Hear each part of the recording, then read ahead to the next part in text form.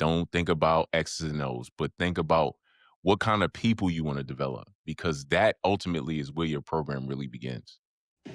Just when I thought I was out, they pulled me back in. Please believe it or not, I'm still a cream of the crop. I was just until the age of 18 on the charts. Wasn't even dreaming this far. Believe who you are, the sun doesn't even know it's a star. Welcome to Early Retirement, the high school hoops coaching podcast. I'm Wayne Fletcher, a newly retired high school boys basketball coach who spent 10 seasons as a varsity head coach. I'm joined by my guy, Matt Leach, who is an aspiring head coach and was a senior captain during my very first season as a high school coach. Matt, how's it going? Coach, what's up? What's going on to all the listeners? I know we have a couple different guest hosts here, new host, new early retired coach, man. It's good to be here. As Coach Fletcher said, I was a captain when Coach Fletcher first took over at Camp Hill High School his first year, and then went on to Robert Morris University after that, and was a student manager for 4 years, and really was able to learn a lot from a low major Division I program. So excited to be back in the area. And Coach Fletcher, thanks for reaching out, man. This is exciting. This is fun. This is new for both of us. It is. It is. You know, when I thought about this endeavor, which we'll talk about in a minute, I knew I didn't want to do this by myself. And when I thought of who I wanted to do this with, you were the first person that I thought of. You know, when you play the point, when you're a point guard and you have that basketball mind, I knew that you were somebody that could bring something to this experience. Appreciate it, man. I'm pumped. Yeah, it's exciting, man. I feel like this is season 4 technically of the early retirement pod, and I listened to your episode and a bunch. Last season was probably the first season I listened to, so I'm excited that we're able to keep it going. So shout out to Rock, shout out to Kevin, the original. That is one of the things that I probably should do. As we are talking, obviously, if you are a loyal listener to the podcast, you would know that these voices here are a little bit different than the voices that you heard in the past. And so the original co-host, Kevin Shearer, he's unretired. He's back coaching girls basketball at Central York in Pennsylvania. And the mastermind, as Matt said, Rocky Parise, he's spending time expanding the My Jerseys brand. And, you know, speaking of My Jerseys, they are sponsoring today's episode. They do both team and individual digital replica jerseys. They always stand the test of time. I was their very first customer. I don't know if you know that, but I'm always telling people. Okay, very I first didn't know customer. that. Yes. And we use them for senior gifts ever since. So those of you out there who are interested in getting a My Jersey, visit myjerseydesigns.com and Rocky will take care of you.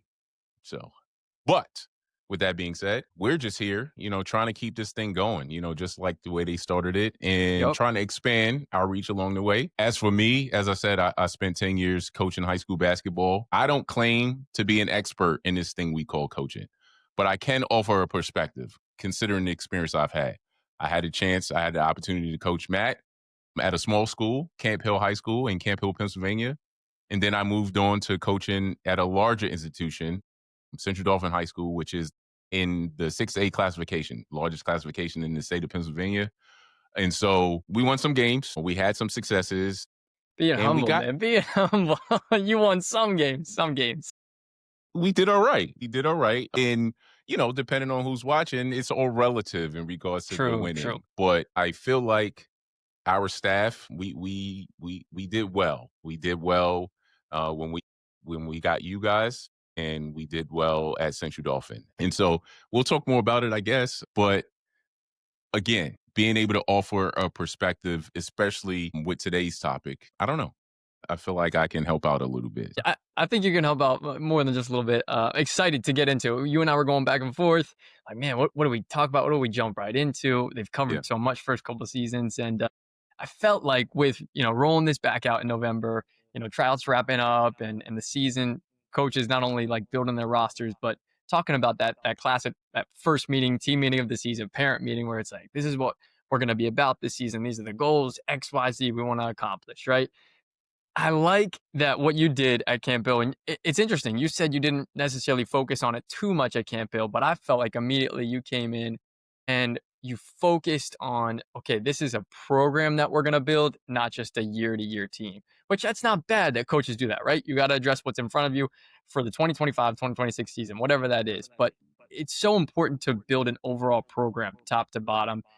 how do we establish culture? How do you establish standards and long-term vision so that you have long-term success? Like, like you really did at Central Dolphin. You were at Camp Hill a shorter time, but I'd like to for you to break down how did you really do that and build a program and set a standard or a culture, set various standards at Central Dolphin. Man, that's a great question. I think, well, one, I thank you for not realizing that we didn't have a total plan at Camp Hill. I had an idea of what I wanted to do, but the process of writing it down and having some words to go with it, I didn't have yet.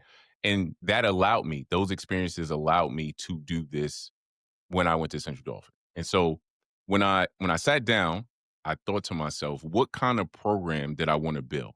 Right. And it wasn't about X's and O's. I started with the question, what do we want to be known for? And when you move into those spaces and there are more eyes, there are more media, there are more everything, there's more Yep, sure. scrutiny. Sure. My vision for the program needed to be clear. Okay. And we wanted to make sure that our vision statement wasn't just words that we put on the wall, but we wanted it to be the compass that literally moved our program in the direction that we wanted to move it. And so that's where we were. That's where we started. And actually, I'm going to read to Yep. you the vision statement. I was just gonna ask. Yep, yep. Yeah. So, vision statement says to be a championship caliber program that is the model for all other high school basketball programs in the state of Pennsylvania through our performance on the court, in the classroom, and in the community. That is where we started. That's lofty. That's lofty. I think it might help. It helps me for sure, but I feel like it might help the listeners if we break it down a little bit, or have you break that down. I mean, the first thing being championship caliber program. What does that mean for you? What does championship caliber mean? Is that we're competing for a title every season, or I guess explain that a little more. It's a great question. Well, I would like to have you note that it doesn't say win championships every year. So, championship caliber program to us was more about having a standard. It's about preparing, it's about competing, it's about carrying yourself in a way that gives us a chance to win at the highest level every single day. And winning every day doesn't just mean winning basketball games. It means winning in the classroom. It means winning in study hall. It means winning or being the best version of yourself as often as possible. And obviously with young men that are growing into who they want to become, we strive for every day knowing that we will fall short. But being a championship caliber program meant just having a mentality to give us the opportunity to be successful. That makes sense. Yeah. Yeah. High school being such a key for that. And then you have, I'm just breaking it kind of down bit by bit here. Is like you have the model for all other programs in the state of Pennsylvania. So, you kind of just touched on that, but maybe go into more detail of what that example looks like. When we talk about the model for all the programs, it is lofty when you say the state of Pennsylvania. But from my perspective, I believe that if we did it right, if our mentality wasn't just about winning basketball games, even though winning basketball games are why they want us to be coaching. But if it was more than that, I knew that that could separate us. And so for our guys, it was more about how we acted, not necessarily how we played. It meant that our guys were known for how they handled themselves in tough moments and in success. It meant being the model in Pennsylvania for boys basketball programs, but even in our high school community, our sports teams at Central Dolphin High School are very successful. Our girls Yeah. programs, they're winning state championships left and right. And while there are sports teams in our school that set the bar very high, I believed that we could jump right in there, be the example of what good looks like in our community as well as in the state, if that makes sense. Yeah, yeah, that makes sense. You just mentioned it because I then want to ask about that last part. You're talking about not only performance. You said on the court. It's kind of three different things: on the court, in the classroom, and in the community. Kind of break those down. More specifically, like okay, how do we want? Were there really specific expectations of grades in the classroom or behavior in the community? Were there what was that type of expectation like? Uh, All of the above, man. It was all Okay. of the above. The classroom, the gym, and the community. Those were like the three pillars, so to speak. From my perspective, if we were only winning in one of them, we weren't really winning at all. Mm, And uh, in high school athletics, a lot of times the focus is so much on player development and those wins that are necessary as well. But to me, basketball is so much more important than that. And that is why, again, when I talk about being the model, I knew that if we focused on all of those pillars equally importantly, we could do a good job. And I think that especially when you talk about giving back to the community, when you talk about being an excellent in the classroom, not just eligible, but being excellent, that was yeah. always a focus. And in a minute, because I wanted to talk a little bit about the mission statement as well, because it gives a little bit more detail, but definitely doing very well in the classroom was very important. Yeah, that makes sense. Yeah. And then the mission statement, I like that you have both a vision statement and a mission statement because I feel like coaches, if coaches are listening to this, or if I think about, man, like a program, hopefully that I take over a high school program down the road, and it's like I could easily make those into one. So I like that you have them separate. So go ahead and dive into the mission statement. We can break it down by some themes here, but I'll let you start it off a little bit. Well, you just mentioned something that we didn't mention earlier. Guys, I'm the retired coach, not Matt. Matt is aspiring, right? That's right. That's right. He took a pause in his coaching life, which I don't know if you want to mention that real quick before we'll Yeah, take a yeah, pause real that's quick true. and speak to your coaching life and where you are at this point. Yeah. So as I said, was a manager at Robert Morris for 4 years with Coach Andy Toole, if you know him. Joe Gallo, who's now at Merrimack, he was there at the time, and man, learned so much. Some crazy experience there for 4 years, and then moved back to Harrisburg in the 2021 area. Served as an assistant at Mechanicsburg for a year, and then at Cedar Cliff for a bit, and then I've been, like Coach Fletcher said, out of the game kind of last 2.5 years. Had a baby. My wife and I live in the kind of Swatera Township area here, and we have a 1-year-old now. So yeah, excited to get back into it, and always trying to stay in touch with Coach Fletcher, with some other coaches. So it's great to be back around the game. If when there are people out there listening, this dude is on the market. So he's just helping me out right now, Yep, yep, but sure, very much so. This is a great topic for you, and exactly. for coaches like you that are aspiring to really understand at least my perspective. Again, it's just mine, but our relationship allows you to understand a little bit more because I had an Yeah, opportunity to coach you, and we've been in touch this entire time, just talking basketball. And so, yeah, going it's back the to best. our mission, for me, it was about developing young men, not just basketball players, whole human beings. We lose that at times because of the pressures of the expectation, but developing a whole human being was very important to me. Leadership, accountability, maturity, all of those things came first. Basketball, as weird as it sounds, was secondary to those things when it came to our players. And so what basketball did was give us a platform to be able to teach those kinds of things. Yeah, that makes sense. That's great. And then they all kind of lead one into the next. Like I like that essentially it feels like your mission statement is a breakdown or more detailed version of your vision statement. Here you have, we will do this by being selfless, by investing in the common good of the team, and by always seeking to improve. And we'll stop there. But I like the selflessness aspect that you touch on, and a team first mindset. So what did that look like on a day-to-day basis? Well, one thing is for sure, when you play a team sport, you should.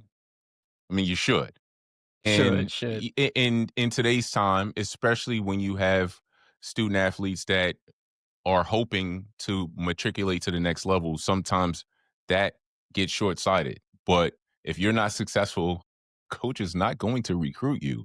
There are a lot of guys that are really good that could get you 30 and lose every game. Yeah, College coaches facts. don't want those kinds of guys. And so having the forethought of not only would I would like to create success for our players team wise, but if we develop them well enough, we would like to have some guys be able to play at the next level. And, in my 10 years, we've had over 20. in our Man, space, that be many? able to. That's wild, man. I really didn't realize it was that high. Not to gas you up, but No, I and mean, I appreciate you taking that, because as a coaching staff, the guys at Central Dolphin, we at the end, when I decided that I was going to step away, that was one of the things that we thought about, like, wow, not only were we able to have some success, but we were able to develop guys well enough that they could continue their dream. yeah, And that is not necessarily what a high school coach does, but because our mission was so detailed, we were able to accomplish a lot of things. And so being selfless, investing in the common good of the team. For a couple years, the last couple of seasons, I was trained in restorative practices, and I can explain that another time. But yeah, we would have these restorative practices type circles at the end of every practice. And at the end of practice, we would debrief the practice, and then we would address any issues that we needed to support each other. So if there was something going on in school, in the community, maybe one of our players was going through something at home, we mm, could sit and have real conversations. When they became heavier, we would sit down, and we would make sure that we took the time to really be supportive of each other. And so that allowed this team idea to really solidify itself. And that's then awesome. yeah, it was cool. Again, I didn't reinvent the wheel. I Yeah, yeah, yeah. just, I took some things that I learned in my professional life as a high school teacher, and I brought it to our gym. But in coaching, being able to communicate, acknowledge your teammates, all of that stuff is important. And so we built in at the end of every practice, when we would break, we would line up, and every player and every coach and even our managers, we would high five every single person. So every day we got a chance to look every person in the eye and say good job, or pat them on the back and things like that. And it was important, it was fun, it became the thing that, again, as things get tough throughout courses of seasons, it allows us to stay together. Yeah, for sure. And it feels like that leads right into the next part of your mission statement of saying appreciating the journey. So it sounds like even ending practices that way made guys focus, refocus, or reset, hit the reset button of like, hey, I'm appreciating this at the end of the day. Or man, I didn't know he was going through that. So I can appreciate where I'm at in this point of the season or at this point in my career. So I love that. Maybe dive deeper into appreciating the journey. The journey is not always going to be rainbows and unicorns. And the idea of appreciating the journey is understanding that and knowing that there are many facets and phases to where we're going. And if we understood it and we looked forward to the lifting, the practices, the film, all of those things, and it was clear that there were going to be highs and there were going to be lows, it allowed us to build character. When tough times would come up, I would go around, because tough times always come up. Yep. I would go Yep. around and I would tell them, nobody said it was going to be easy, but I promise you it'll be worth it. Yeah. And that's because I knew that if they kept the main thing, they will wind up much better from the experience that we had together than they would have otherwise. Wow. Wow. That's awesome. Yeah. That's Thanks. It's just great. It creates such a closeness, that otherwise maybe wouldn't necessarily happen. So I like that was happening throughout the season. And then I think selfishly, this is one of my favorite parts, or if not my favorite part of your mission statement, is real uh, competition and accountability that will hold each other to on a daily basis. And specifically, I love that. I don't even tell you this, but I love that because and I think one of the biggest shifts when you came to Campbell, and then also when I went to Robert Morris, is I noticed that every drill, every you name it, every practice, everything about every practice was competition, and it definitely made everybody better. I mean, granted, like some near fist fights broke out a lot of times at RMU practices. This isn't anything probably that isn't any secret to any major program, but man, that culture of competition. So maybe elaborate on that a bit. Competition, and it's a little bit different in high school and in college, Yeah, because college, especially at that level, you're on scholarship, and so they're yeah, pretty yeah. much, and this is before NIL, so we would True. say you're still getting paid to do your sport. And so that in itself, there's a different mentality. But even in a high school setting, how else do you get better if we're not challenging each other? And it Yeah. was never about tearing anybody down, but if somebody is not as good as the starter in front of them, if they just accept that as such, then that person will never have the opportunity to get better. So, yes, everything. We competed at everything. One summer, I asked my daughter to spray paint some basketballs gold because the basketball is important. Come And on. Yep. so when we would do drills, we wanted to take care of the basketball. Turnovers are bad. And so each team will get 3 golden basketballs, and every time you turn the ball over, 1 goes away. And guess what? When you lose all 3, you're gonna pay a penalty for that, right? Consequence. Yep. I mean, it's That's what it it. is. That's it. But I had fun having golden basketballs, and when they would come out, we would roll the card out, and they were like, "Oh," I'm like, "Yeah, let's go." It because that was over the summer.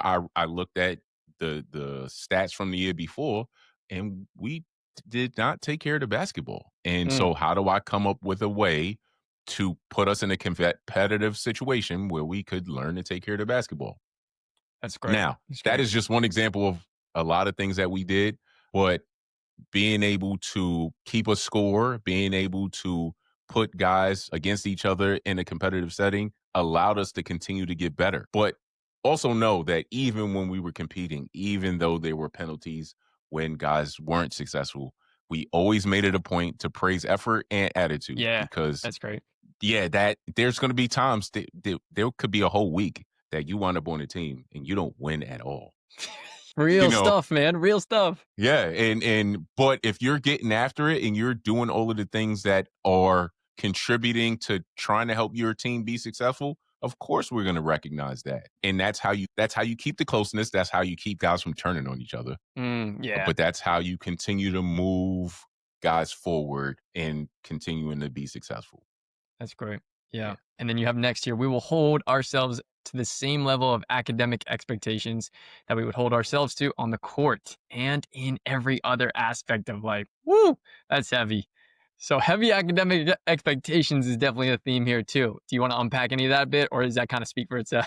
Nah, I mean, yes, I want to unpack it because I don't I I said earlier today that we did have some success. We won some games, and you're like, ah, you're being humble. I'm not going to be humble about the academic achievements that we Well, accomplished yeah, over the time that we were there. And so, in my mind, if we can't compete in the classroom, we can't compete on the court.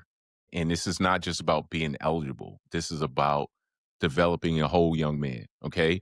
And if I have a kid that knows how to work hard, that knows how to deal with adversity, that knows how to do all of these things in the way of developing their basketball skills, they can take that same mentality and take it into the classroom. And they may not be the greatest writer, they may not be the sure. greatest understander of history, but if you know how to do things to create success in one area, you can take those skills and carry it over. And so we would always harp on that. So much so that if they didn't understand it, I would sit down with them and show them. This is how you Wow, do the thing. You want to come in early and work on your game. You want to work on your ball handling. You could do the same thing in study hall. that's awesome. You could go to math help. You could do all of that stuff. It's awesome. You can get that extra Yes. help. Ask the teacher just like you're asking for a coach for extra work. Love that. Love that analogy. I don't know that students do it enough, but at least we kind of, I don't want to say force, but we encourage guys to again to take those skills and transform over. And so what happened? The latter half of my time at Camp Hill, it became the norm when marking period grades came out, honors and distinguished honors. We always had majority guys Awesome. recipients of honor roll and distinguished honor roll. It's But the awesome. coolest thing is I have to say is the National Honor Society is, one of those organizations that is a pretty big deal if you can get inducted in. The last cycle through, we had 4 guys be recognized at one time. And for to be considered, you can't just be a good athlete. You can't just be a good student. There are 4 pillars of expectations that you have to meet at a high level to be able to be inducted into the National Honor Society. And we had 4 at one time.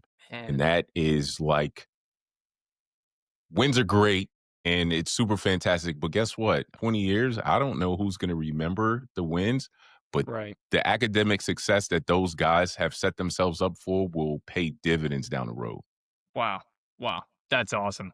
For one time, let alone, have a guy here and there. I mean, it is. I mean, most coaches listening or most people listening to this probably understand that, but I am glad you emphasize that. I mean, it is not an easy thing to get inducted into, to qualify for. So, yeah, that's a huge, huge testament. You're right. Something to be Thank you. proud of. Thank you. And then Thank you. lastly, last sentence here to wrap up the mission statement we have is we will be positive stewards in the community through our commitment to service, being mentors to our youth. So that involvement in the community is a clear theme as well. What did you jump into? Like what who did you even reach out to? I guess how did you even start that process? Because I think about that as aspiring head coach and I think, man, okay, that would feel a little daunting or intimidating. Well, I can tell you that our football program at our high school, they are, when I think of be the example of boys basketball programs in the state of Pennsylvania, I'm pretty sure when it comes to service, those dudes do it better than anybody I've ever seen in my life. Wow. And so I just watched. I watched, I observed, okay, what are they doing? Where are they going? And fortunately, we were in a situation where people reached out to us. Our guy Kirby reached out to us and said, "Hey, we have some families who need some help. Can you bring some guys over?" And that became a regular thing. Our guys, we get some guys up, we go over to the church, help at the food bank. And then people start to hear about it. We have camp. The kids come to basketball camp. They love our players. And then all of a sudden, principals are calling us from the elementary schools. Could you come in and work with our kids in this way? And in different ways, we wind up in different spaces. And Mm, our players understood because they could see it, that their presence in our program meant that they represent something way bigger than themselves. So much so that there were young people watching them. wow. And when Yeah. we talk about being what good looks like, I said it earlier, we wanted to be what good looks like in our school. We want to be what good looks like in the entire state. Well, guess what? When you're good, when you're the example of what good looks like and you have young people watching you, it is the most amazing thing. And our guys begin to relish in that. They really appreciated the position that they were in. They appreciated that when they went to the food bank to help out and those families were appreciative of them being there. They started to ask, when we would hit a lull in Yeah. in the off season, are we doing something this week? By all means, we are. And so Cool. that Wow. that part was really fun. That's awesome. And it just sounds like yeah, and I know you're this type of guy, but for maybe people listening or who don't know you as well, like that's also some of your personality. You're like, I'm just gonna start building relationships here. Like you said, I'm watching what this team's doing. I'm just gonna start talking to people in the community. So that's a huge, huge aspect. Wow. Love that. Love Thank that. you. Much wraps your mission statement, but man, I mean, it's such a key important piece of starting a season, but not only starting a season, but just like this is who we are as our program, reminding your program. Don't care if it's your fourth year guys, right? Your seniors, your freshmen. You know, I like some coaches, and I know you do this, but it's like you meet with the middle school guys, and it's like this is our program top down, like Mhm. all the way through. So I love that this is really who you guys were, who Central Dolphin basketball was for however many years. Yeah, well, it was 7 seasons, and when you say middle school, when we would have parent meetings before tryouts, we would share our vision and our mission, and so it was never a surprise as to what the expectation was across the board, and when you're there for 7 seasons, you wind up getting the waves of Yeah, middle schoolers that come up and come through, and the kids who once wanted to be the guy wound up being the guy. yeah, And that's awesome. it made it that much easier for them to transition. You know, our mission statement was more than just some words. It was our identity.